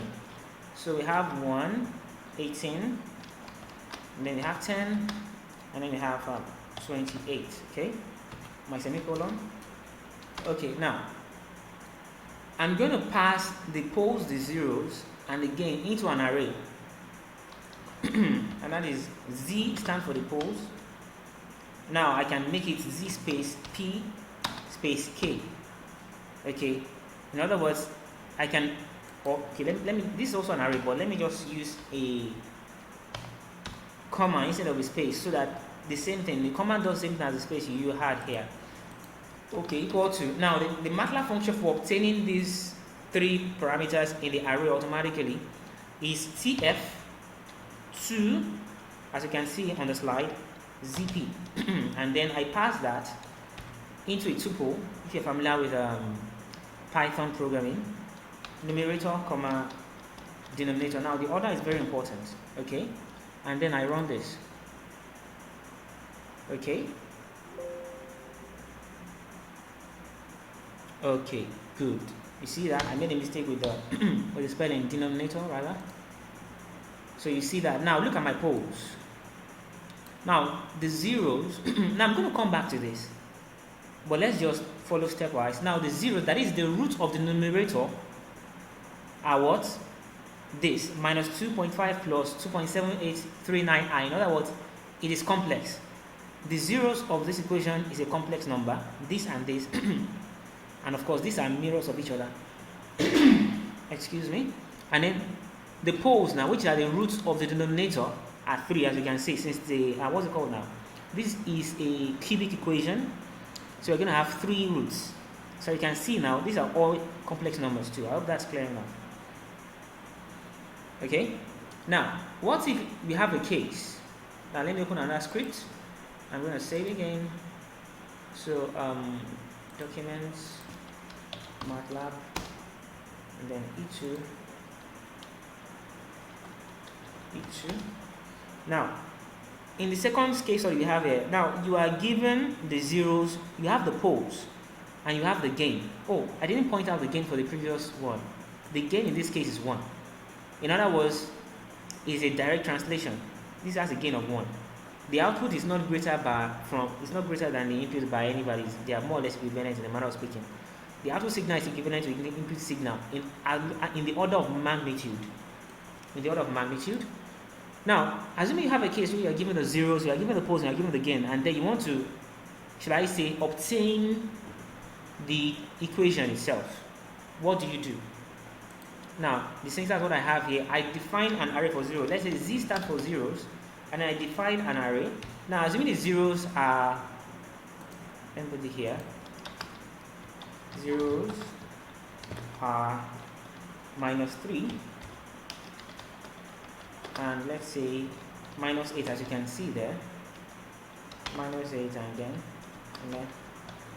okay, I don't want to do that. Poles are 0 minus 5, so we have 0 minus 5. Let me just speed it up a little. Let's say we have 9, and then we have let's say 11. I'm not doing exactly the same thing as I have here, so don't mind me.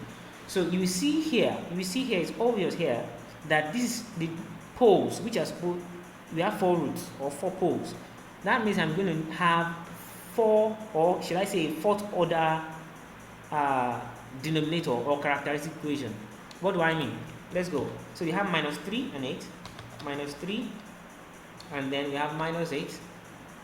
So, and then my poles P equal to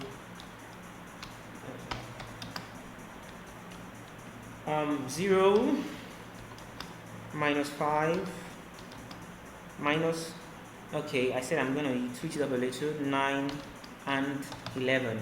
Okay, now, and then my gain K, let's say gain is equal to 2. And then now, I'm going to pass this into an array defined as numerator, let me say N, NU, and DE. NU stands for numerator, DE stands for denominator, and that is passed into the reverse function. Remember the first function here, we used TF2ZP. In this case, we're going to use ZP2TF. So we're going to use ZP, that is pole 0, to transfer function of ZPK. Z zeros, P poles, K gain. Okay, now MATLAB does not recognize or cannot print straight away. So there's a printing function that allows you to print mathematical expressions the way mathematical expression will appear, and it's called a system function. So I'm not just going to use the ordinary print. For those of you that are not familiar with programming or MATLAB programming and stuff, please bear with me. So I won't use the ordinary print function. I'm going to use print system function. Now print system actually allows me to print my function in a way that looks like a mathematical expression. Okay, so I'm going to pass numerator and denominator into a tuple, and then I'm going to define that as print as is S. S refers this printing function, S refers these two variables to the print system function. And by the time you run that, you see that. So now where is our problem? A column vector, okay.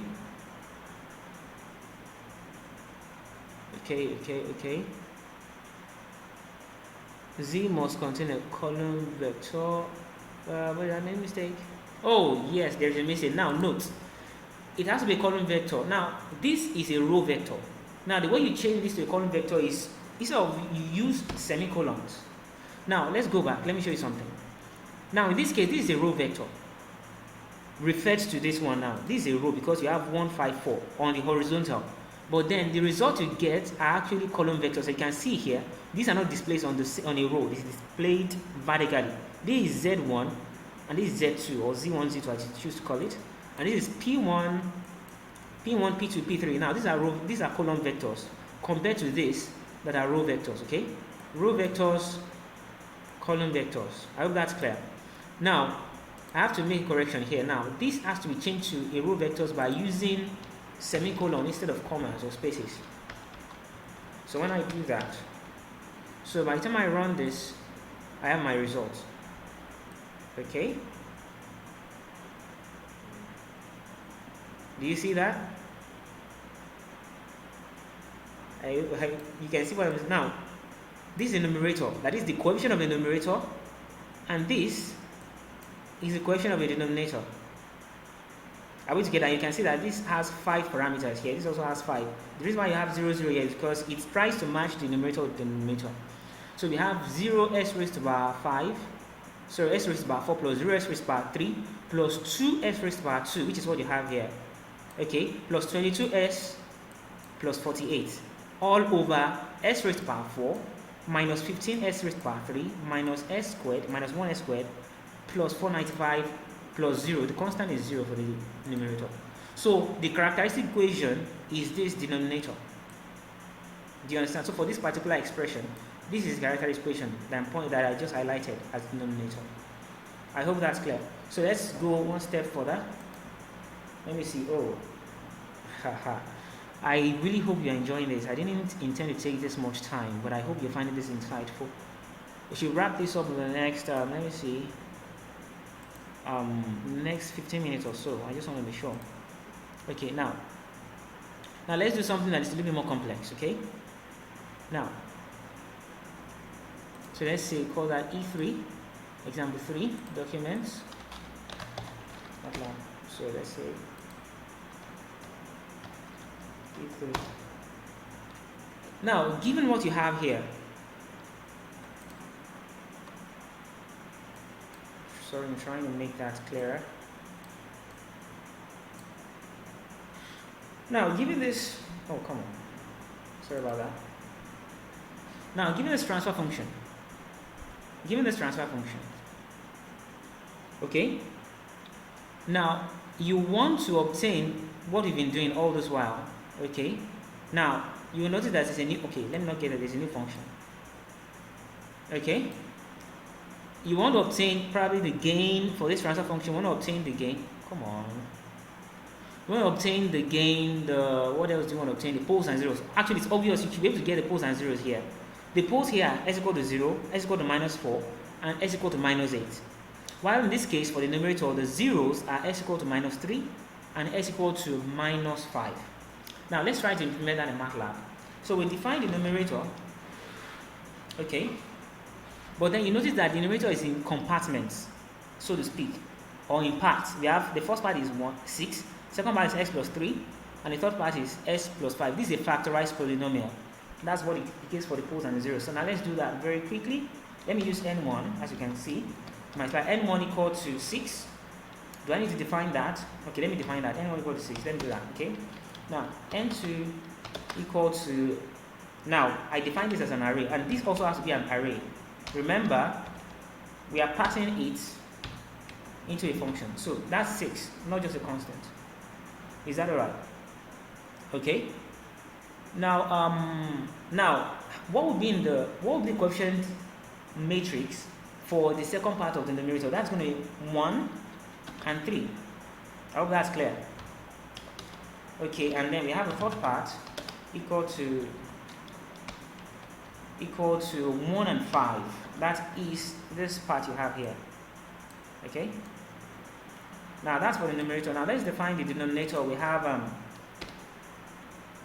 for the denominator we have let's say d1 equal to now in this case you're going to have 1, 0. Okay, 1s plus 0 constant. I hope that's clear. 1s plus 0 constant, that is what represents this s all by itself. 1s plus 0 constant. It's very important you pay attention to that. And then we have d2, and then we have what's that? 1, 4. Is that alright? 1, 4. In other words, this. And then the last one is going to be 1, 8. Okay. So we have d3.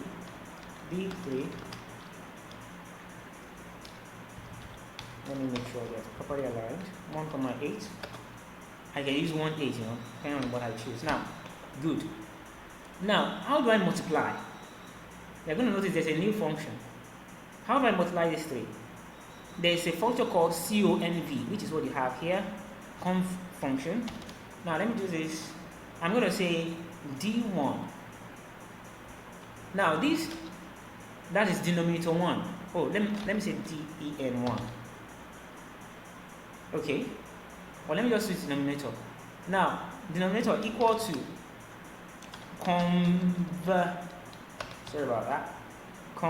parenthetic tuple. Now, N1, let's say N1, N2. Do you understand? Okay.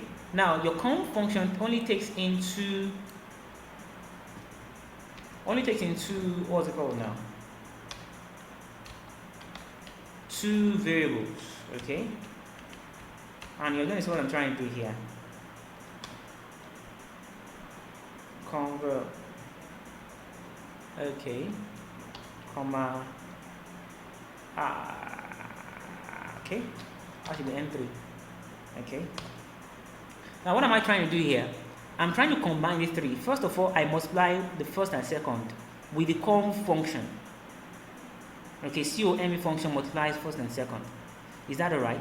And then the result of multiplying these first two or bringing them together, it is then factored in with this third one. Do you understand? So when I print this, I'm gonna have this. Okay. Okay, I think I have a problem there. Okay, mismatch. Okay. Okay.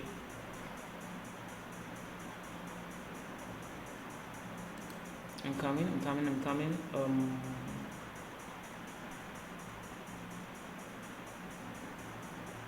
Okay, you know what, let's break it down. Let me break this down. Break this down. Because of time, I don't want to waste time. Okay, good. Now let me use to okay, yeah. Let me call the DN1. Now sorry, that should be the numerator. Numerator 1. Let's say then the numerator is gonna be now let's say 6, what is N1 conv num1 comma N3. Now let me see. Oh, good. That is the numerator. Okay. First of all, I brought 1 and 2, and then I brought in 3 and 4. Is that alright? So you're going to see that it's going to be what? 6s squared plus 48s plus 90. 6s squared plus 48s plus 90. That's what this stands for. Is that alright? So by the time you do it, like you probably try to multiply that out, you're going to see s squared plus, you're going to see what I'm trying to say. Okay, s squared plus, let's see now, s squared plus 8s plus 15. Do you see that? S squared plus 8s plus 15, that I'm talking about this. So by the time you multiply s squared plus 8s plus 15 by 6, you're going to have 6s squared plus 6 times 8, 48, and 6 times 15 will give you 90. I hope that's clear. So let's move on to the denominator. Oh god, I really want to finish this on time. Okay, so for the denominator, let's say D1 is equal to let's see, under V, delete. Okay, now D1 Now D1 is what? 0, comma S. Don't forget that. Sorry, 1, comma 0. Oh, it's been defined. Sorry, I'm in a hurry. I really should slow down. Let's say then 1. So we have CONV. So what goes in there? We have D1, D2. D1, comma D2. And then we have denominator proper now is going to be CONV of DN1, comma D3. So I'm testing my code in pieces. You can see this. I'm testing my code in bits. So you see here. So good. Now let's move on. Now let's obtain a system transfer function. Now I'm going to try to do the system printing in a different way. Okay. So don't mind me. SYS equal to TF. Now TF is what you use to combine a fraction into a transfer function. So we have TF of numerator and then denominator. Okay. Okay, do you get that? And then I'm going to print this, and then numerator, denominator. Yeah, and then good. Now let's check this out. Do we see that? So that is our transfer function that is, printed in a realistic manner. Now I'm going to bring in a new concept. Now the concept of stability. Remember what I said about the stability? Now this is where this becomes very important. Now we're going to apply this. Okay. So we're going to apply this now. Okay. Now look at this very carefully. You probably sketch this out somewhere. Take note of where all these things are located. Okay. Now, where was I? Was I here? No, I wasn't here. No. Yeah, good. Now let me try to implement this. Now I'm going to use a PZ map function. Now the PZ map function is used to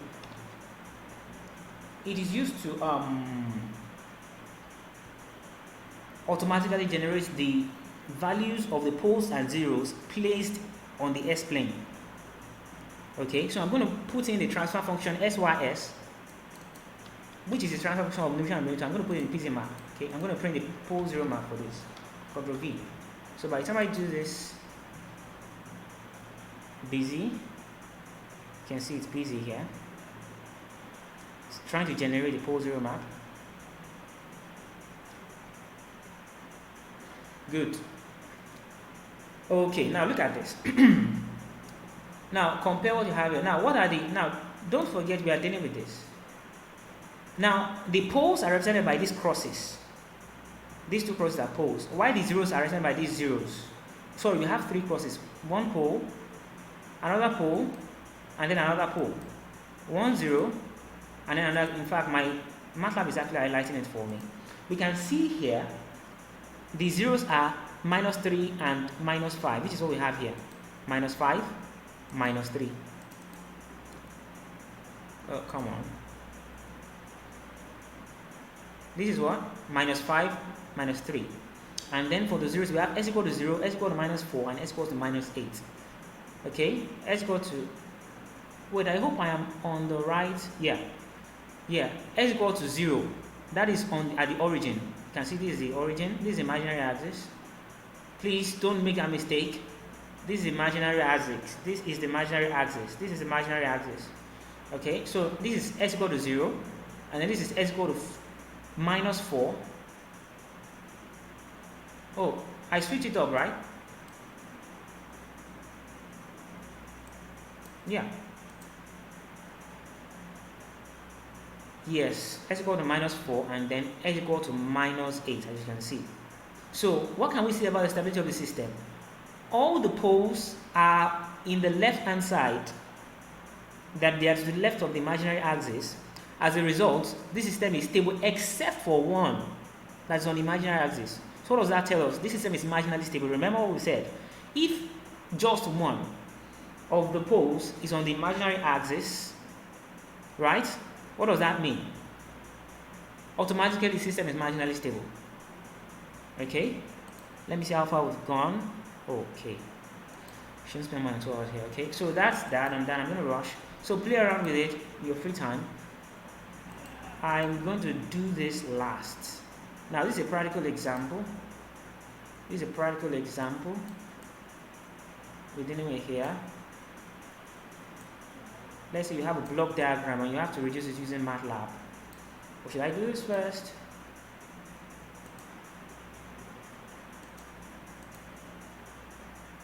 Okay, you know what? Let me. I'm going to stop this video, this broadcast. Nothing less than 2 hours. I think I already overshot the time, but then I can't really finish without this. But notwithstanding, let me go to the practical application first. And if I have a few more minutes after that, then I can talk about this very, very briefly. I'm going to talk about this briefly. We're just going to probably play around with it and see. Good. Now, let me go to application. Now, this looks familiar, right? Where does this appear? This is, as we said earlier, this is the definition. Don't forget this, right? And then we had this. And then finally we had this. We said this, as it is the response of mass M1 relative to the response of mass M1 relative to the input force F. Sorry, I had to put up my alarm. And then it's given by this transfer function.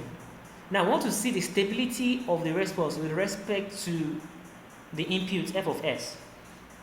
Now I'm going back to my case study. Now we assume for the mass system we had here, that is this, assume for this mass system, taking off all these have values, M1, M2, K2, K1, E1, B2, they all have their own values, and that's what I gave you. Assuming you have the damping constant B, that's B1. I think I should have put B1 there. B equals 10, and then K1 is equal to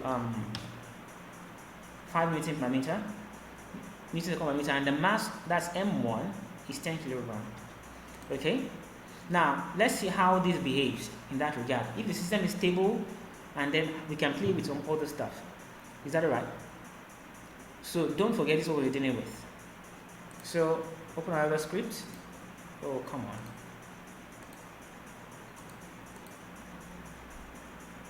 Where was I? Documents, MATLAB. Okay. So this should be E4. So good. Now I'm going to copy all of these as descriptions of what I'm trying to do. Mind you, the percentage sign at the end kind of change the whole thing to, comments and stuff. Oh, come on.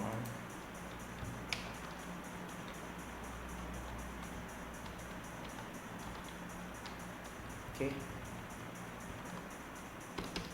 Now, first of all, let's not forget, we define a numerator. Let's say the numerator is x1. So an array, since what we have here is 1, right? Let's just make it 1. Okay. Let me make it clearer.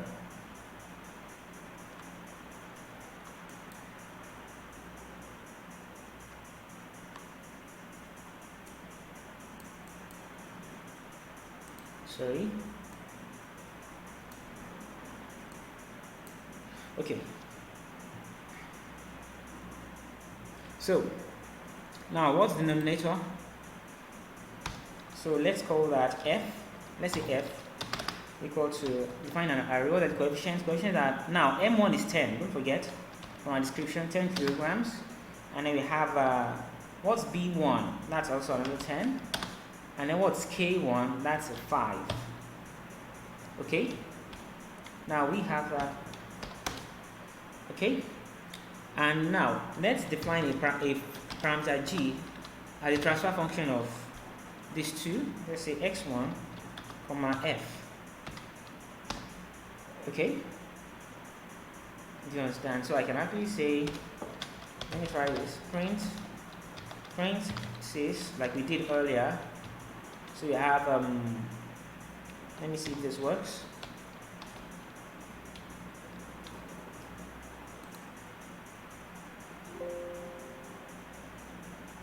Okay, no. So numerator first, x1 comma f. Do you see that? I believe that's clear. Okay, now you see what I have highlighted here, numerator or denominator.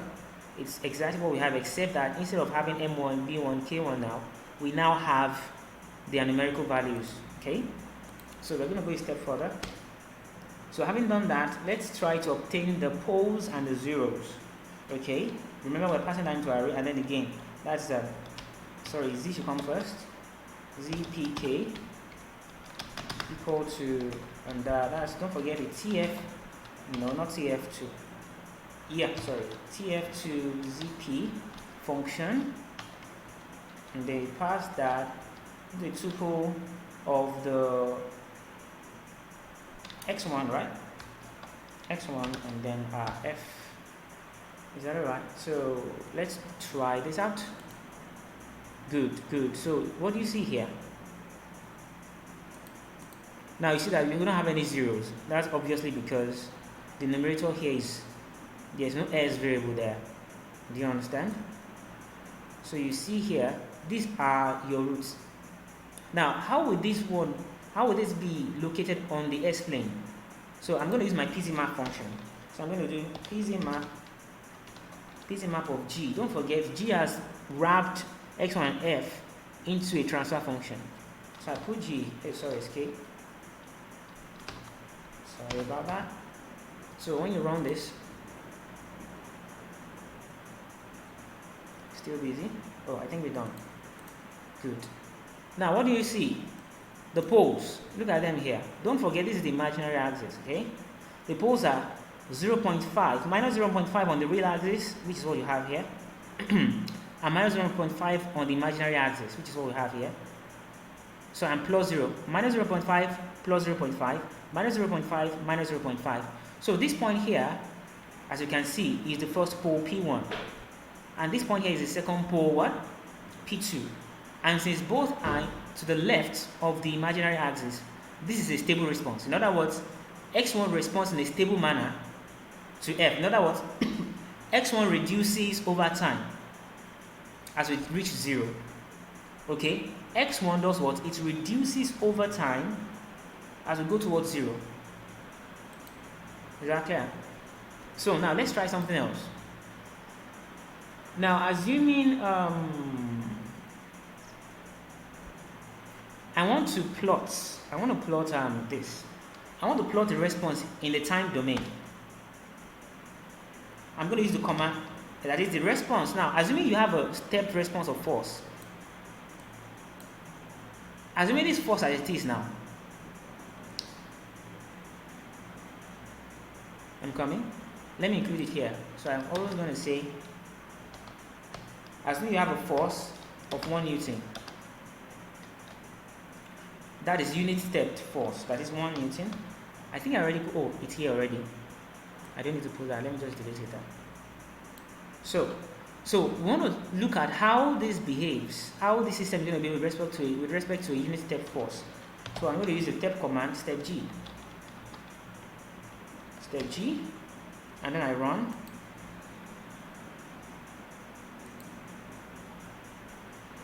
Voila. Now you see this now. Now this is where you now start evaluating behavior.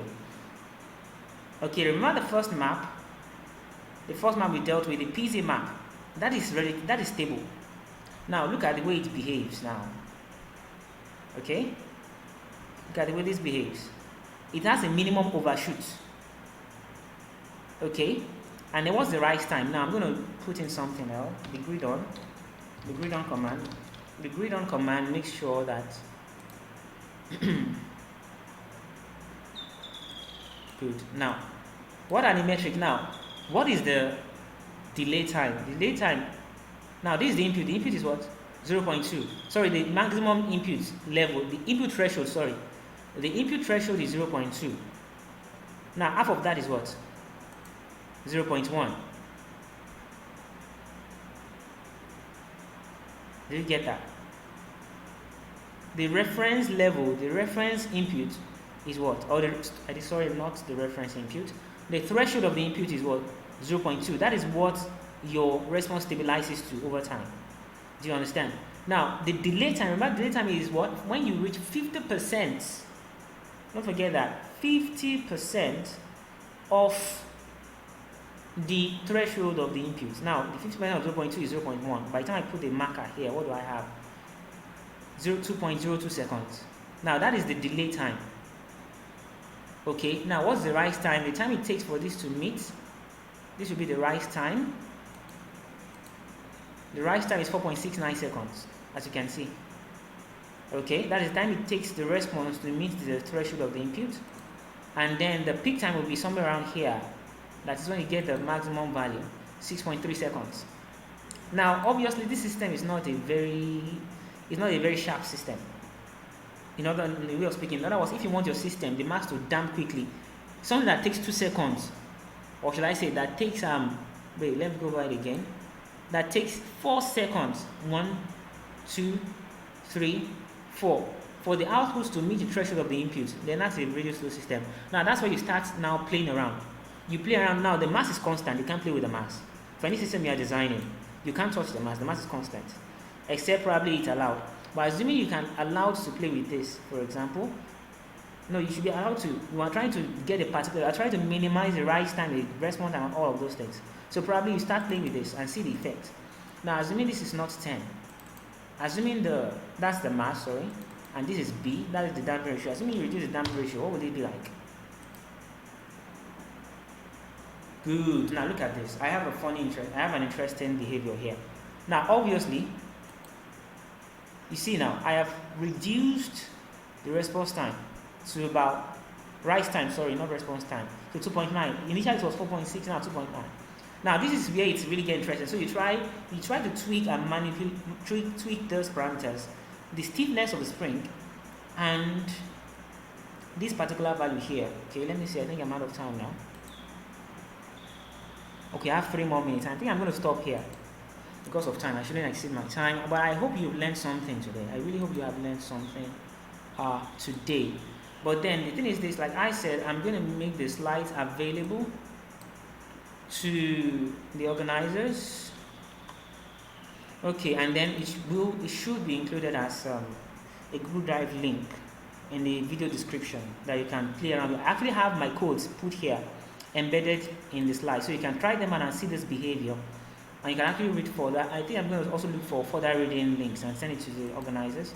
And when you're trying this, okay, I'm actually suppressing this plot command using this percentage sign. So if you want to see how this one is going to look like, let me show you practically. Now, assuming I want to plot something else. Assuming I want to plot just the PZ map, the both plots. We didn't get to that, but let me just try it anyway. Both G. And you run. So this is going to show me the both plot. Now that's a frequency kind of thing, but I'm not going to talk about this, at least not for now.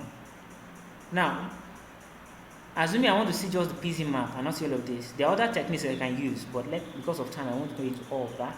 I'm going to just put percentage here because it runs the last plot command. So I don't want to see that, I don't want to see this. I just run. So that takes me back to the PZ map. Do you see the pole 0 map? See the values now. And then this is a polar plot. So what you see here as this R versus theta kind of plot is a polar plot, but we didn't get the time to talk about this. That's why we start talking about the margin gain and phase gain and all sorts of things. So that will be all for this session. Yeah, I hope you've learned something, and I hope I wasn't so boring. But I just like you to just go through the slides and try to implement the codes yourself. And I'm going to try to get other materials for further reading. This is a very interesting thing.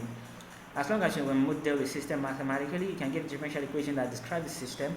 It will be very easy for you to actually see how the response or the outputs of the system behave with respect to the input. So that's just a general idea behind this whole thing. And one last, okay, let me just leave that because of time. So it's 2 hours already. I hope you've enjoyed yourself. And I say thank you to the sponsors that made this possible. Keep making a good use of the period you're at home, and hopefully we get to talk some other time. So do have a wonderful weekend and good evening. Thank you.